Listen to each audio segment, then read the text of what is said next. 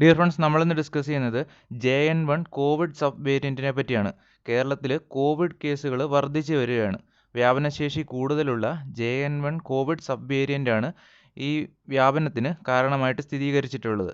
JN1 sub വേരിയൻറ്റിന് മനുഷ്യരുടെ പ്രതിരോധശേഷി തകർക്കാനും വേഗത്തിൽ രോഗം പകർത്താനും കഴിയുന്നു എന്നാണ് CDC അഥവാ centre for disease control and prevention board വ്യക്തമാക്കിയിട്ടുള്ളത്. മഞ്ഞുകാലമായതുകൊണ്ട് ശ്വാസകോശ രോഗങ്ങൾ കൂടുതലായിട്ട് കാണപ്പെടുന്നു. അതിനാൽ തന്നെ ഇതിൻ്റെ വ്യാപനശേഷി കൂടാൻ സാധ്യതയുണ്ട്. ഇനി എന്തൊക്കെയാണ് ഇതിൻ്റെ ലക്ഷണങ്ങൾ എന്ന് നോക്കാം. വൈറസ് ശരീരത്തിൽ എത്തിക്കഴിഞ്ഞിട്ടുണ്ടെങ്കിൽ പനി, അതേപോലെ തന്നെ തലവേദന, തൊണ്ടവേദന, ഗ്യാസ് ട്രബിള്, മൂക്കൊലിപ്പ്, ഇതൊക്കെയാണ് പ്രധാനപ്പെട്ട ലക്ഷണങ്ങൾ. അതുകൂടാതെ തന്നെ രോഗം വന്നവരിൽ ഭൂരിഭാഗം രോഗികളിലും നേരിയ തോതിലുള്ള ശ്വാസകോശ അണുബാധയും കാണപ്പെടുന്നുണ്ട്. ഇതൊക്കെയാണ് ഇതിൻ്റെ പ്രധാനപ്പെട്ട ലക്ഷണങ്ങൾ.